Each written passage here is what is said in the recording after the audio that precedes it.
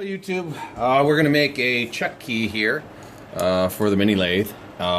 This is the one that came with the Harbor Freight, and the other one that I purchased, the other lathe that I purchased, the one that I'm doing the rebuild series on, was missing one.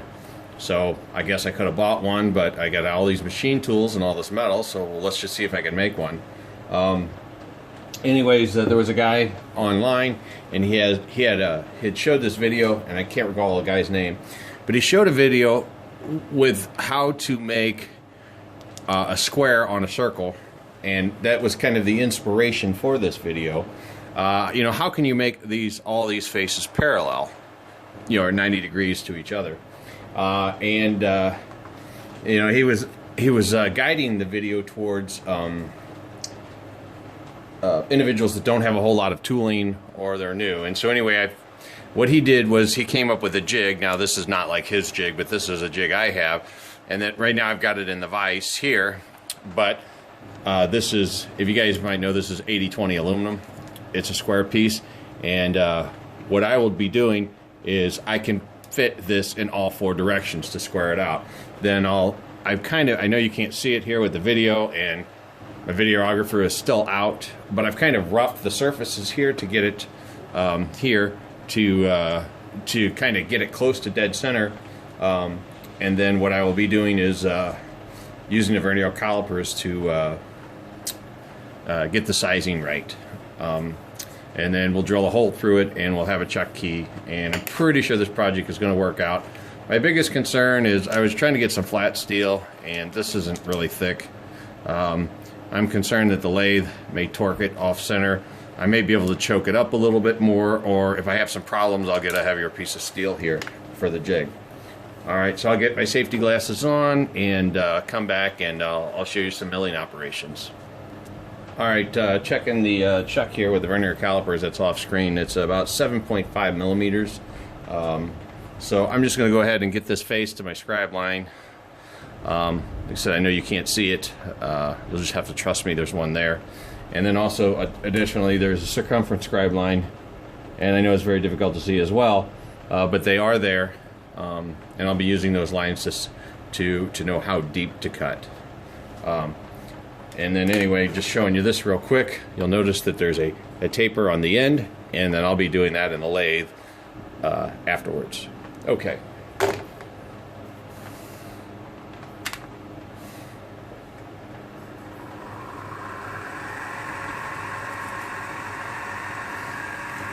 I'm just going to bring the cutting tool right down on top, just so I know my distances, and I'll be able to hear it.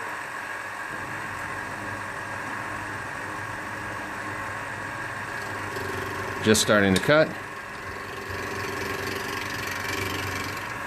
And go down about 5/1000.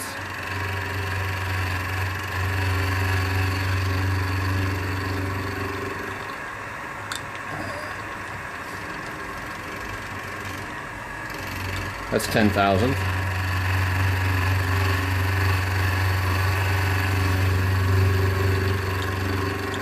Now when I say 10,000, I'm saying roughly, just to based upon my guess. It seems to be cutting pretty well. This is mild steel.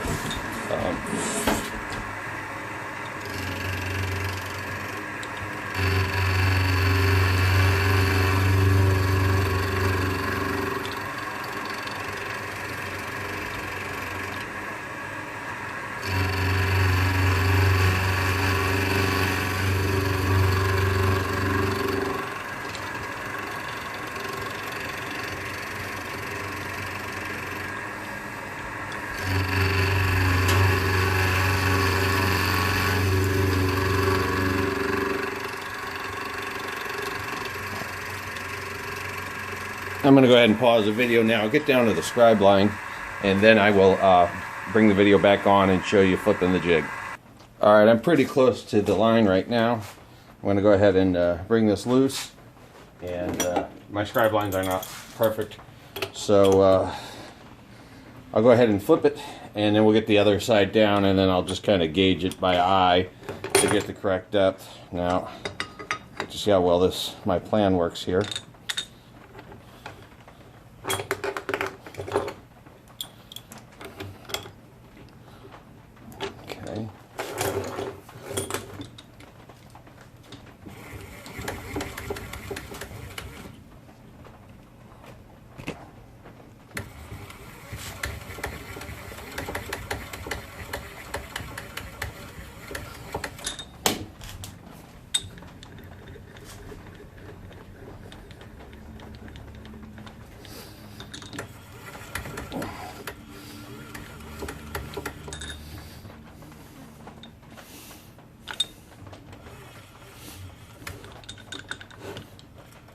I just did a video on my lathe, putting a table on it. I need to do something similar with the mill here too.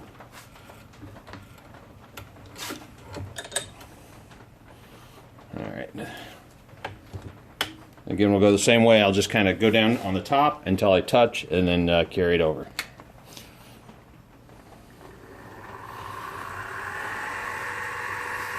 I'm running at 700 RPM here for this steel.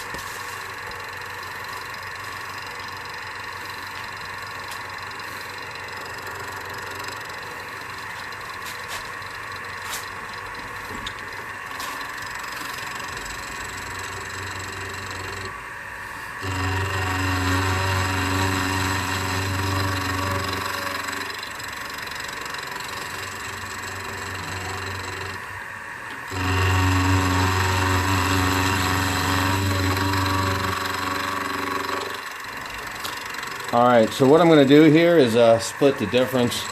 I might have to rotate this jig just a couple times, but I'm going to get this directly at 7.5 millimeter centered, and then we'll come back and I'll show you setting the jig up vertically. Alright, so I had to flip it one more time and machine it again. Again, I'm just doing this by eye, and I've got my micrometer, which, because there's not enough light, I'm sure you can't read. It's at 7.52 millimeters, and the vernier calipers fit on there. Pretty good. Let's get some focus on you. There we go. So now we're going to go ahead and rotate the jig and do it vertically, and we'll do the same thing to these two sides.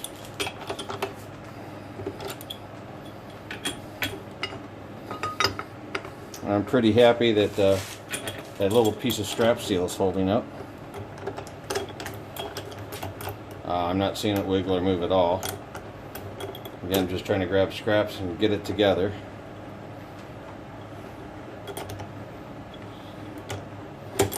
Okay, so now I'm 90 degrees from where I was. I'll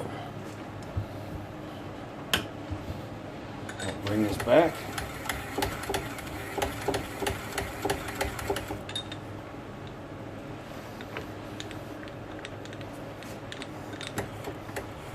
Alright, I'll get this lined up and I'll show you the cuts. Okay, here we go.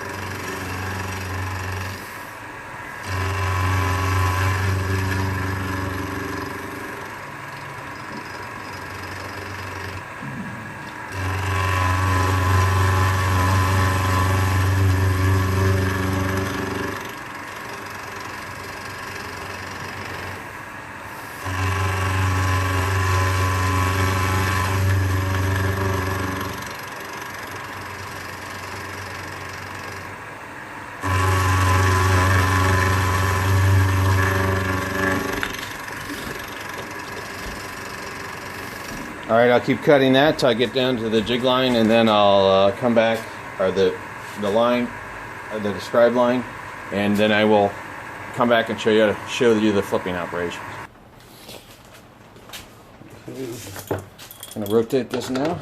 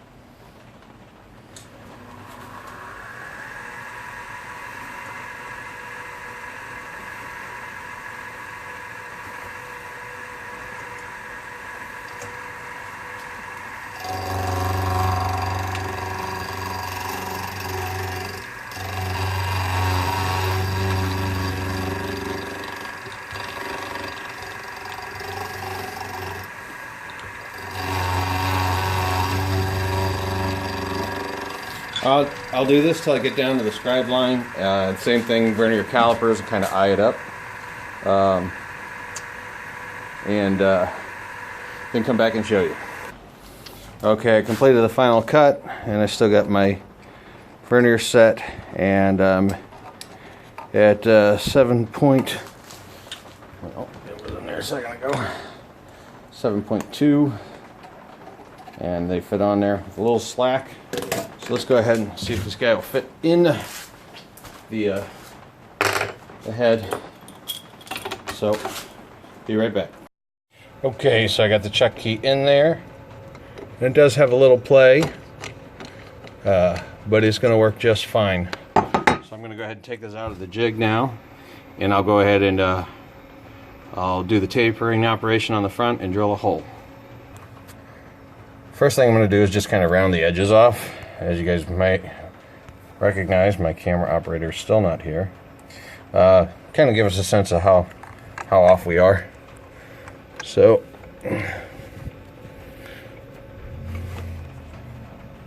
let's got that pretty tight.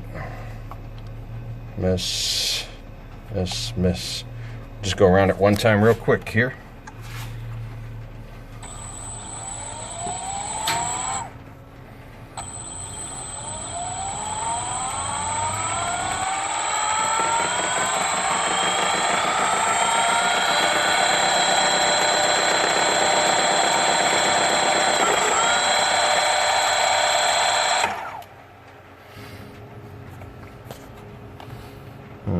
Do another cut.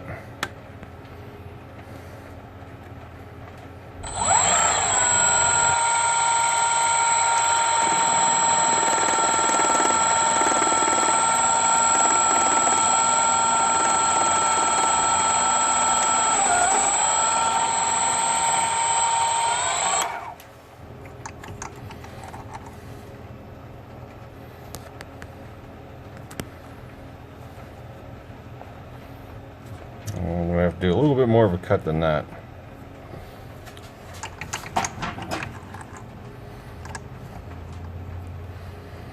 Going 10,000th here.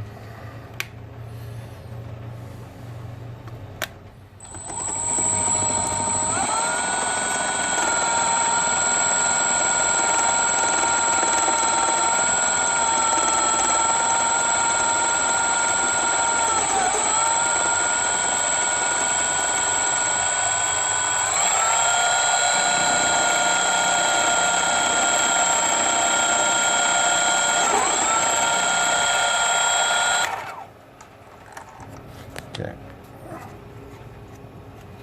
This kind of show us how centered I have this by how the bevels are, and they're pretty close.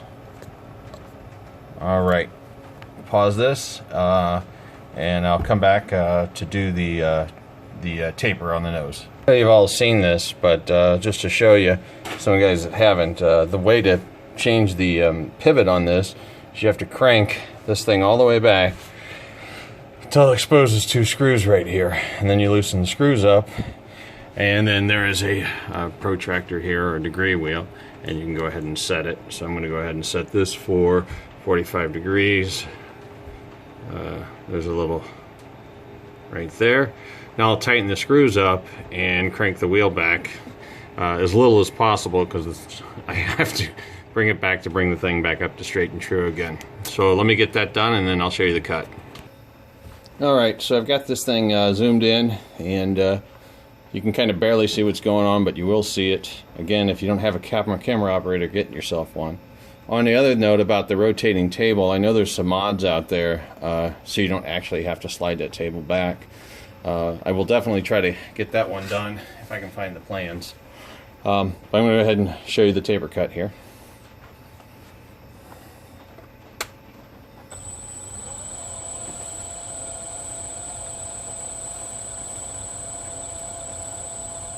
The diameter of this shaft is considerably smaller than the original, so you won't see as much of a taper.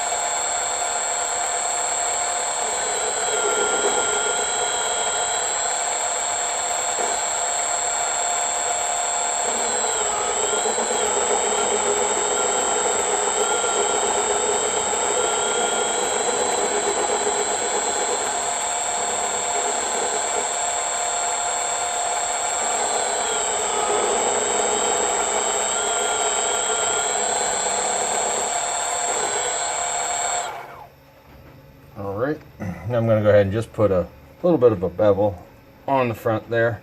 Actually, I'm going to true it up, and then I'll put a little bevel on it.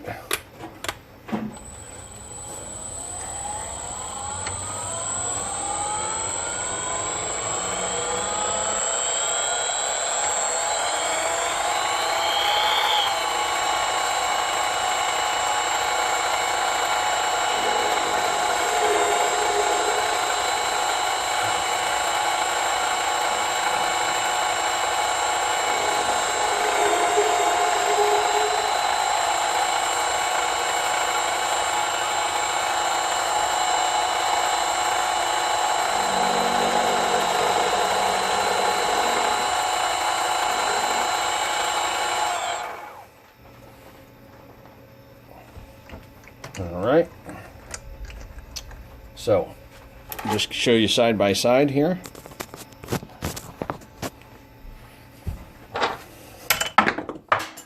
Alright, after this commercial break. Here's the finished keyway with the bevel and the taper. And so just the final step is to go ahead and drill a hole through here and get a T-handle for it. Alright, we'll be back. Okay, so last part, I'm going to go ahead and drill a hole. I found a piece of steel here just in the scrap bucket that I'm going to use for the T-handle. But I am going to use a center drill here on that round. We'll go ahead and I'll drill that out. Then I'm going to swap it to a 9/32 inch drill and drill the T-bar handle hole.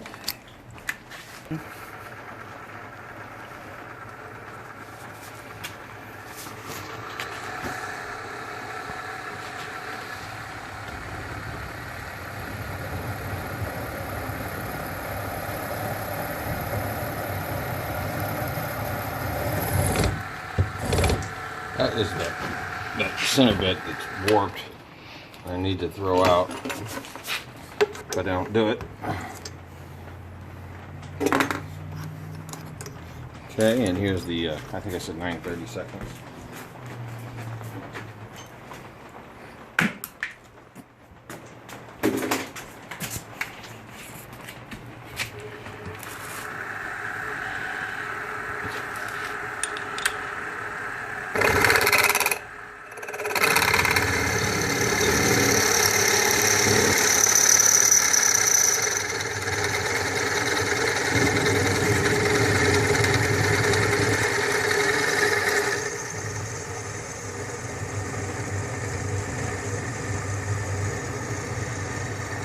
Now I didn't take it all the way to the back because I might put it, if the handle's loose or whatever, I might put a screw in there, a set screw or something. But this should be a little bit undersized for the steel. Figure out a way to make it so it doesn't slide in and out.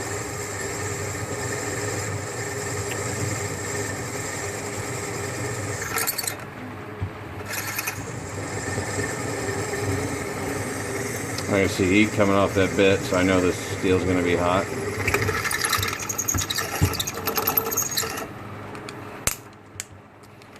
Okay, take this out and clean it up, and then we'll try to put the T-handle in.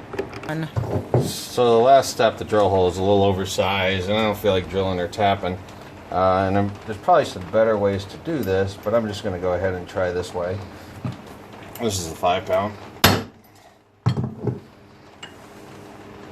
Wow, and it's still spinning in there crazy. Try the other side. There we go, we got it solid now. Alright, let's show it working. And there's the handle. There we go. Let's check it out.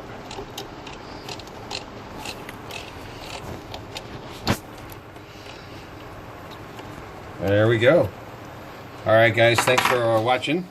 And if you like my videos, please subscribe, and y'all have a good evening.